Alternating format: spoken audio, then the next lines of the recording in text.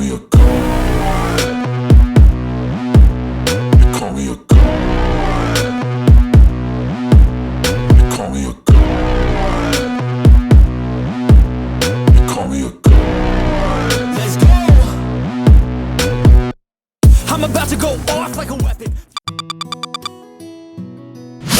I think all men have instincts on how to approach a lady.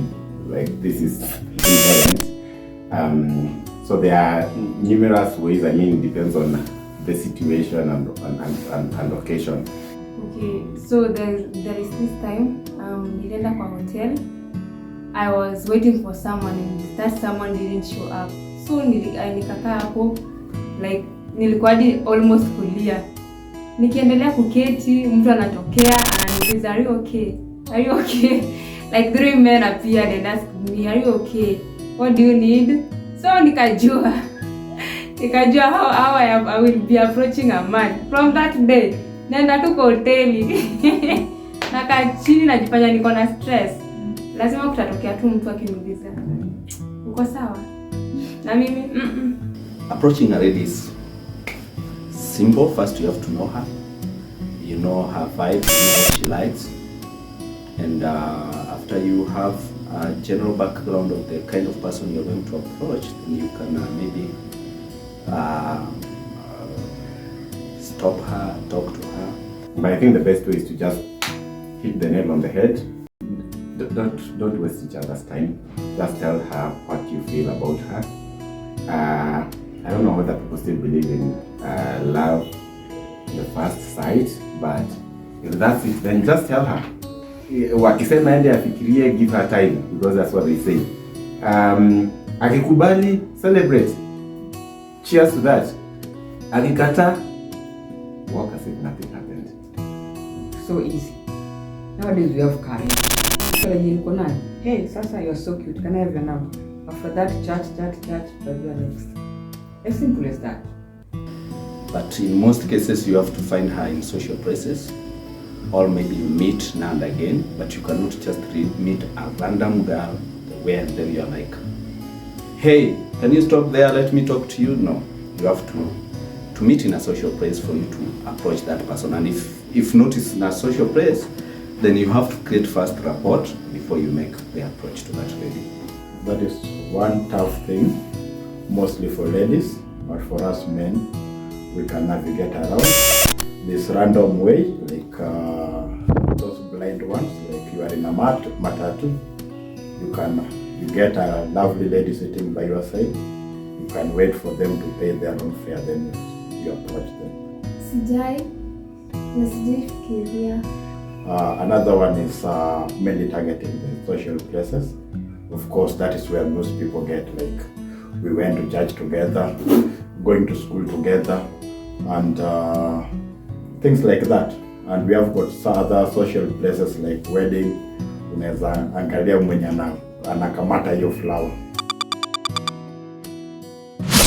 Hey, you are mine, I'm yours. Your phone is mine, and my phone is yours. History ya sijui passwords, sijui fingerprints, no. Whatever you are hiding, if that mwenye unachat na yeye unaona ni muhimu kushinda mimi, basi enda ukae na yeye. Phones, what I believe, if you don't move with the phone, it is not yours. The person moving with the mobile phone, it is meant to be like you move from one place with it. If you don't move from one place with it, it doesn't belong to you. Sioni there you should hide anything from me. Yes, I believe your phone is my phone and my phone is yours.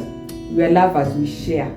Husband and wife, lovers, boyfriend and girlfriend, no need to hide anything. Let everyone keep to their phone and let no one try to use the phone to imitate another person.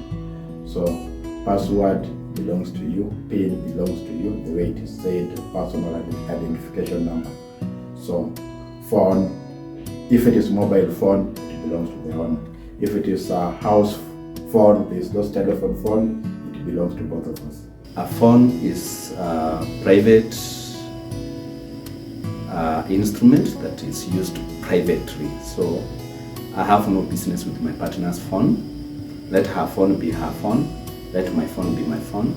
we married each other or we are dating, we have to trust each other, so there is no need of peeping over the partner's phone. One's phone is someone's private. So if you kuchukua tu simu ya mtu wako, hiyo ni kujipatia access bure, haina haja.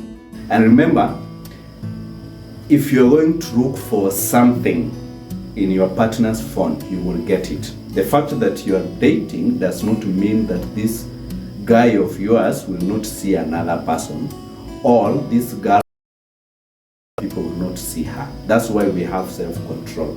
So instead of getting heartbreaks and other things, you need to stay away from that phone because it is a bomb waiting. My partner's phone is her phone, and the autonomy to whether I should access it or not lies entirely with her. Maybe we should talk about my phone, not her phone. Should I grant my partner access? I think for me, I don't have an issue with that because, first of all, if there's nothing to hide, then there's nothing to worry about. And also, I think during emergencies, at times it can help you when your partner can gain access to your phone. So for me, I think I don't have any issues with it. Miss Kondigo, like simu yangu na simu yake. Sasa mbona niende nyingine? Kuna stuff anaweza kuwa unajua like nazingia kwa hiyo simu niangalie stuff zenye anafanya na mademo ama na text. Ni mimi nitaumia, sio yeye. So heri hata niweke tu nikile place ni sijui kitu yoyote. So mimi naprefer kila mtu na simu yake. But problems are when you get surprises on some sites you go and you find things that you're not meant to see, and you know that is becomes the source of wrangles in a relationship. Okay, first approach, you have to accept that things did not go well. Maybe you're angry, maybe you're not vibing, and move on. You don't have to push. Chaos, drama, rejection. Wezi niacha hivyo. Afadhali nipige mama wako nimwambie umekufa tulie wote. It can never be me. Inauma but unajaribu tu kuzoea. So rejection, just accept yourself. Like, okay, you like being rejected doesn't mean that you have a lot of inadequacy, but you just need to accept yourself, because before, when somebody rejects you, you have to accept yourself, dust yourself. Where there's problem, you try to rectify. But if you are ugly, make your pocket handsome and you can move on. But the best way to deal with rejection is just to turn that person into your friend, and then you keep hanging around. Maybe one day a hand will fall down and you get her, or maybe him. But don't find it good if you become hostile, harsh to this person. It doesn't make sense. If you are rejected, just accept that you have been rejected and you don't match that person. Move on. Rejection, is serious offense. Okay, I think in my entire dating life I've never been rejected, so I can find that hard to answer. It's painful. But I think if I would now try to cope with that situation and see how I circumvent around it, I think when you're approaching a lady, do not expect much from them. I mean, 70% it can be a yes, 80% or 30% it can be a no. So just create that mentality that she can reject me. So and life goes on after rejection. I think when you go with that approach, it appears easy for you to accept any answer that you get from that lady. First, I accept the situation. I accept nimeachwa ama niliachana. I accept whatever happened. Second, I love myself more. I just accept niliachwa and it's high time I take care of myself. I love myself even more. Go shopping, buy new clothes, try new hairstyles, listen to music, yeah. Find new friends, the clubbing kiasi pia. Yeah. Nisahau rejection. I think that should be more. Mi napenda romance mimi mwenyewe. So I think hiyo inafaa kukuwa mingi than sex itself, according to me. It's a very critical component during sex. I think it prepares the lady for the real action happening. It's just like eating pudding before having the main course. So yeah, I think because for men it's easy for them to get done with themselves, but for a woman at times you need to be a little bit patient. Like an old generator, you have to keep on trying, whether it's foreplay is everything. As in, I believe kuna people wanakuwa satisfied through foreplay. So it's team ya ready di. I believe we first do the things and the things and the things. You through the things and the things, maybe my husband can be satisfied. Also me, kuna venye napenda hiyo foreplay. So foreplay is everything. Just touch me, explore this body, have fun with it, mingle with it before tufike huko. Eventually, so you realize if you don't do that, when you're done, that is when now they are on their peak, and all the bullets are now gone, it's blank, and you create an embarrassment out of yourself. So men out there, learn how to handle your ladies. Don't be too quick to this thing. Kama mtu amejileta, take your time, prepare her, and you will enjoy this thing. I'm telling you for free, by the way. Foreplay, somehow it appears to be a waste of time, but again, when I look at some animals, it tells me that it is important. I look at the goat you see here. I'm not talking about goat of Messi and Cristiano. The goat of the animal, you get me. Yeah, so it means that I guess that is the foreplay. I look at other animals, so if they are doing it, us belonging to the same kingdom, it means that we should be doing the same thing other animals are doing. I think it's overrated because there's no way you can pay this lady. You have used money, you have done everything, and again you just go for foreplay, because I think foreplay is there to satisfy a lady, not a man. A man, you can be satisfied with foreplay or no foreplay, you will be satisfied. I think it also ensures that you have fluidity. Once you start something, the penetration gets easy, and it makes the whole experience awesome.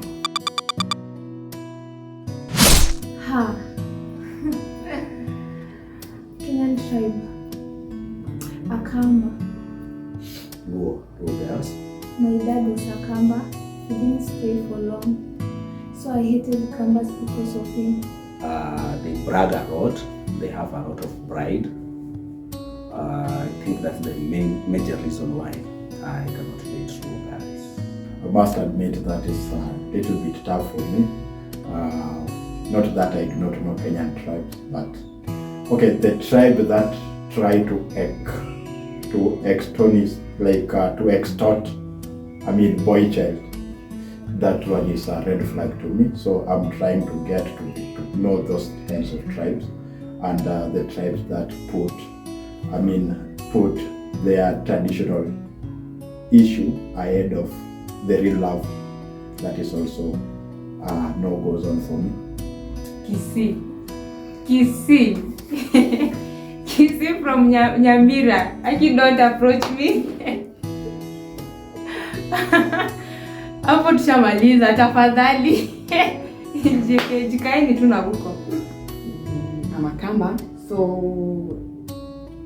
Akamba is a no. To be honest, no bad feelings. I cannot date Kisii ladies? The stories I've been hearing, there are a lot. Yeah? Yani Kisii to this, Kisii that, Kisii this. Hata sitaki kwenda Kisii by the way. Juu ya niko na hii policy ya me to intermarry. You see? I need to go to Bondo and see how Bondo looks like. Yes? I need my kids to go to Kisii waone venye mandizi na mamiwa zinakuwa. I believe in intermarriages. I find most of their ladies unattractive. Unattractive in the sense that not just in their appearance, but also in the way they approach love, in the way they approach romance and all that. It can be a stereotype anyway. I'm not saying that this is right. Na kama umefeel it of my feelings, go. Of course, what are friends for? If that is, if we are not relatives,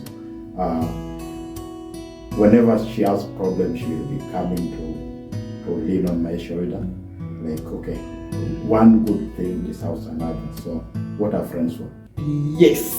Hey. Kuna rejection hapa, nimeachwa, anajua. Nimelala njaa, anajua. I've done this. No, kuna that this moment I'll be vulnerable or he will be vulnerable at one point or another. Pia, the more you become friends with your bestie or your best friend, kuna point unamwangalia tunasema this guy, this dude is cute ama ndio ameweza. So you don't know where the other, kuna vile tu mnakuanga kuna ile kale ka feeling. Ni vile tu amwezi bana ni mabeste. Lakini ka opportunity kakitokea tu hivi. Yes. So you see, in my life, I have this circle of friends, and there's a way when, first of all, we know each other. There's a way I will categorize you.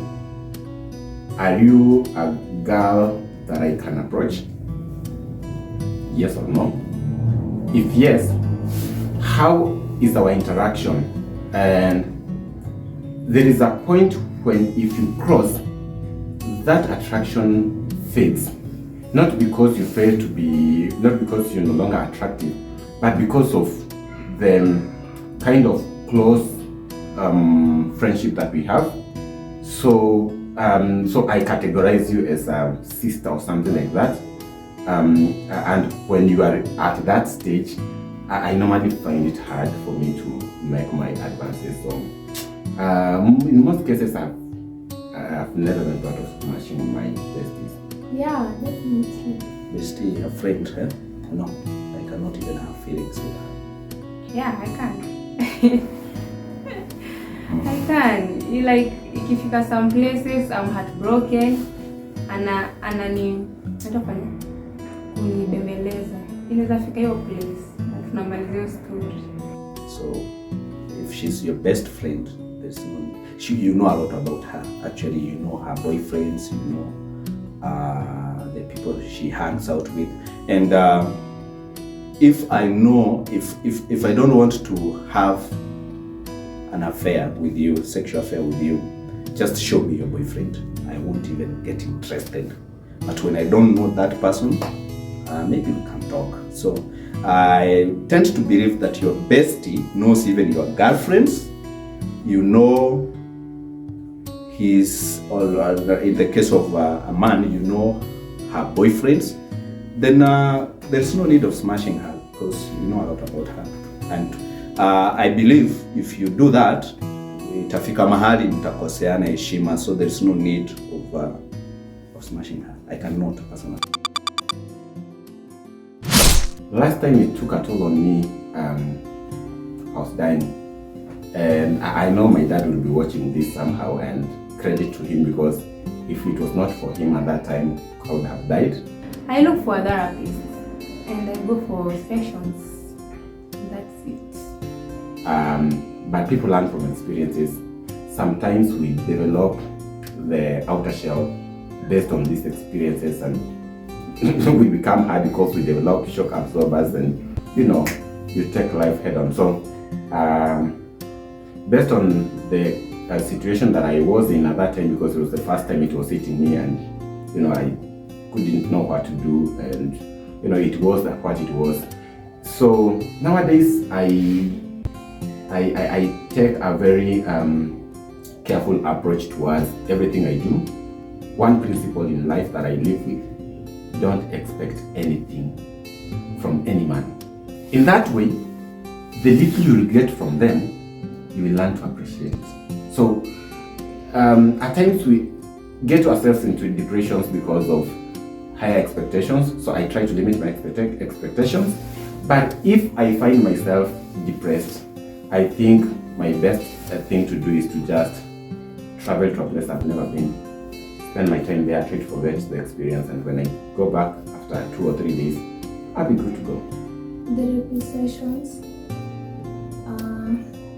sharing with my friends, so that it can pass.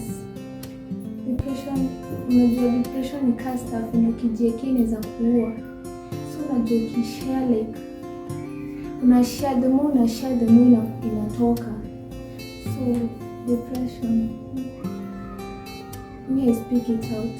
I've never been one depression. I don't allow myself to go into depression because depression comes as a result of sex and obsession. There are people who get obsessed with maybe a girlfriend, and it easily becomes like, once you're obsessed, like this guy they call Pekayo, you start looking for something.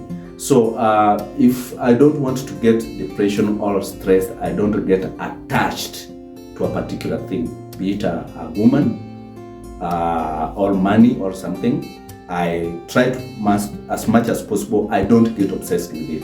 With depression first, it's hard to notice you have depression, because one moment you are okay and you are good, you are laughing, you have friends. Next, you are in your bed crying, and the next day you're also okay. So it's hard to notice you are under depression. Because once I get obsessed with it and I get denied, especially a woman, if you get obsessed with her and she says no to you, automatically you can easily find yourself going into depression, because you keep on thinking about this person and probably they don't have anything special to give you. Once you get that thing, you realize it's the same, even maybe what you have is even much better than the one you have been chasing and getting depressed about. So me, I talk to someone I trust the most. I can share na nimwambie mazee, najua leo nimeamka poa, jioni nasikia nimemwambia mazee si feel poa, feelings ni hivi, I'm overwhelmed, I'm crying and whatever. So when I get someone I can trust and share whatever I'm going through, I deal with it and I get better. This is a very awkward situation, because it means that for you to reach that stage, you must have come to stress, then it leads to depression. So depression is about forgetting the bad thing and focusing on the good things. So I focus on the good things. If I have even to make them a fantasy, I can create my own big house. Just, okay, choose things which are making me happy, and negative things and negative people, I cut them off. A very big issue. A very big issue, because personally I'm Christian, and I've been brought up in a Christianity setup and principles that don't allow me to, mingle with people of different beliefs. It wasn't an issue until my ex-boyfriend rejected me because of his family. I'm Christo, I have to change to Islamic. That was long time ago, by the way. So nikaachwa sababu waliniacha sababu nilikataa kuwa Uislamu. But religion shouldn't be an issue. Yes. This is because actually I'm even looking at our kids. You won't imagine mmezaa watoto, mmoja ni Muhindi, mwingine ni Mkristo, watoto wataenda wapi? Watoto wataenda shule, wataenda kanisani, ama wataenda kwenda kupakwa hiyo kitu ya Wahindi hapa. You get. And these kids will end up getting confused. So for me, so long as you are a Christian and maybe you're a Catholic, you're an AIC or something like that, I don't have any problem with that. But when you start staying together, the church that I'll go, my friend, you'll have to see how you get yourself into that. However, talking about religion, I think religion has been overrated nowadays because everyone is calling themselves Christians, but in real sense, it's Christianity in quotes. So, but if you are of a different religion, you either convert to my religion or let's just cut the deal off. I don't think so, but usiniambia ati nikuje saidi yako. If you want to go SDA, enda SDA Saturday, me I'll go to Catholic on Sunday. Issue itakuwa pale unaniambia mara unikuje hiyo SDA, no way.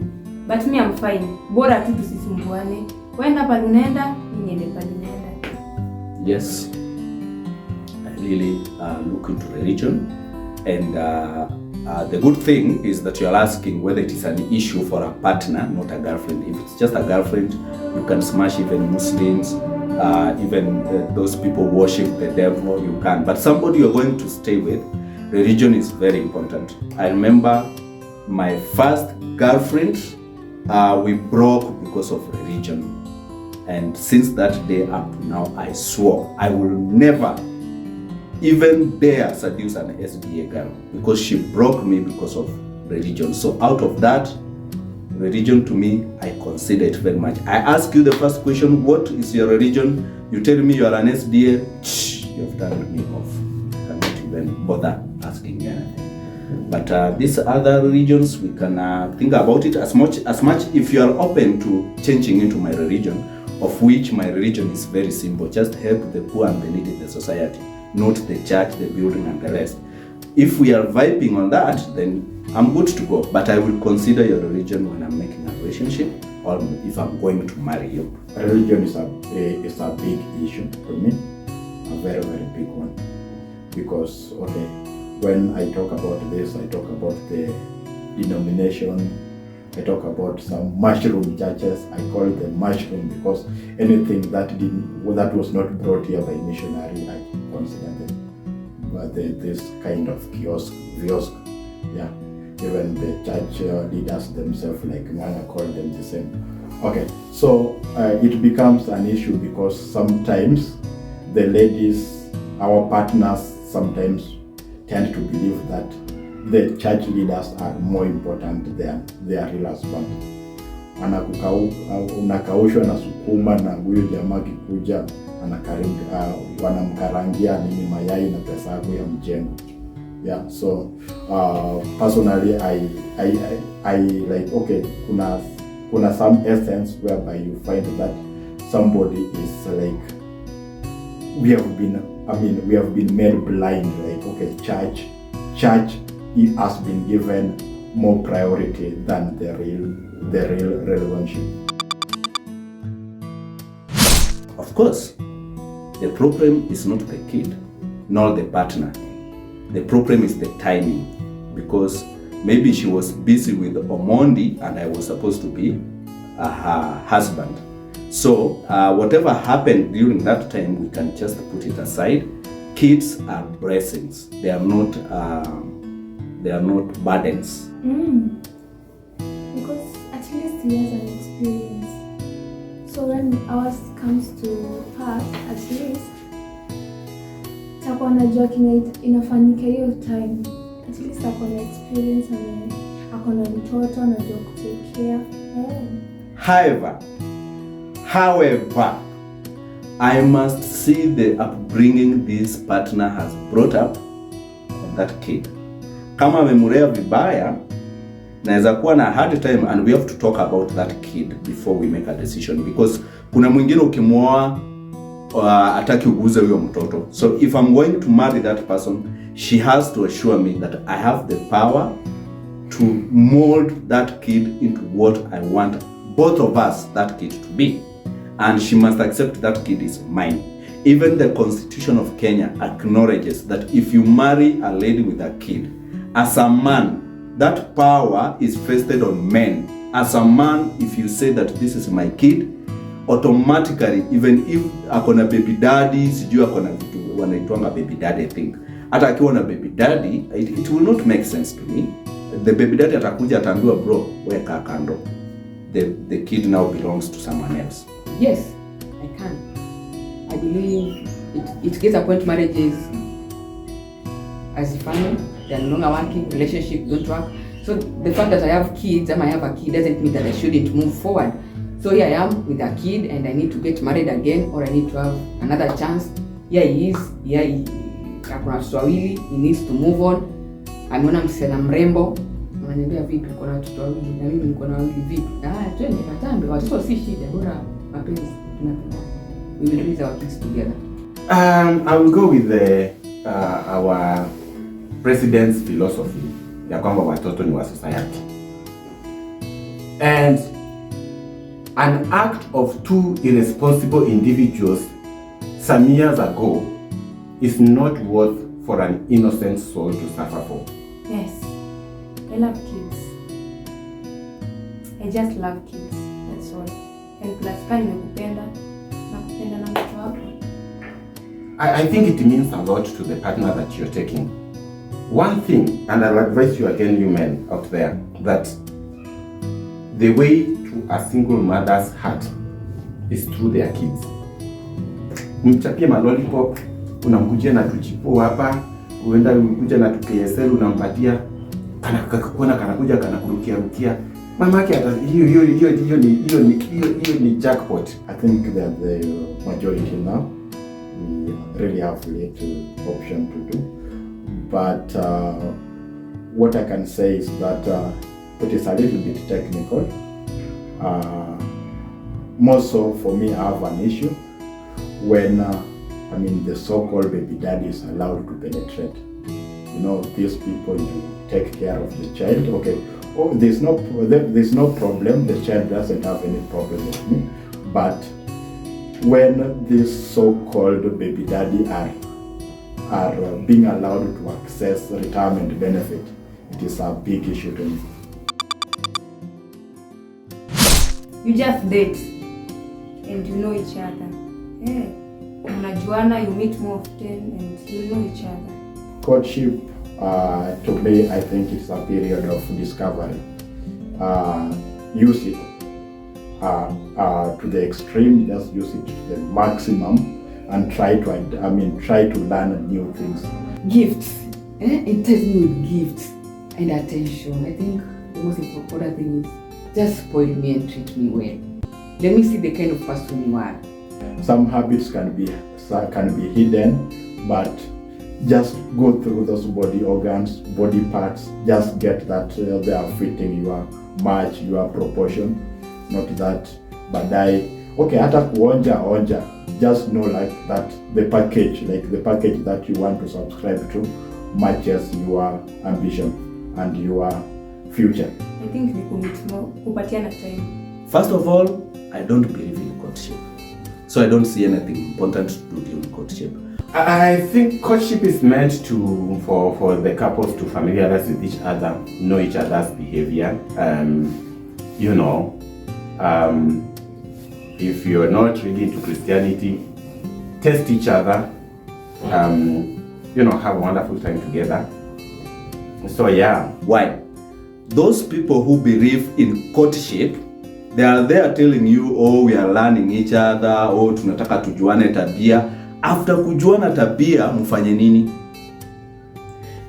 Courtship should lead into marriage. Baada ya kujua tabia mtu, you are supposed to adopt, uone njia mnaweza kaa, kama ajui kuoga, usurvive na hiyo.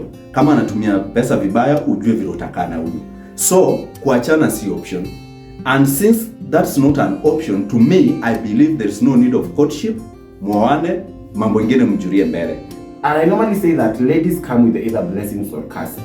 There's a person you can stay with, unasikia, you're trying things, they're not working, you're getting money, you don't know where this money is going to, just struggles for no apparent reason. You know what I'm saying? And then there's a kind of a lady you can stay with that, hata kama unafanya mjengo, you gain that favor. So try to know the background of this lady, know where they are coming from. However, on the current setup of your relationship, I should say that courtship is a license of getting your partner, mtoane ma dry spell, mfanye vitu zingine. Ukichoka na yeye umtafutie makosa, umwambie we are not compatible, muachane, usonge mbele, utafute mwingine. And that is why I think in African traditional society, parents we were even willing to go a step further to, you know, to get you a girl from a certain homestead. Wanakwambia ule msichana na kuona na yeye na kuonana na yeye, achana na yeye kwa hivi na hivi na hivi. It plays a significant role. So my ninja out there, usikuje upumbaze hapa na love hapa Nairobi, alafu ukifika huko upate my friend mtu akona chaniachia. So to me, I believe that courtship should not be there, and if you are trying to court, you are pretending that mnafanya courtship, then the best thing you should be doing there is to staying together, ndio mjuane, because if you don't stay together, there is no way you can know another person. Mko hapo mnadanganyana tu ati namjua, unajua partner wangu hawezi ni cheat, na huko mahali hapo vitu anafanya ni vituko. So I believe wakati mnafanya courtship, kuja muishi pamoja hata wiki mbili, 2 weeks, siko enough kujua, utajua tabia ya mwenzako. Na hivi vitu ya courtship sijui 2 or 3 years ni kudanganyana, yani you are having a partner mwenye mnasaidiana ile pande nyingine.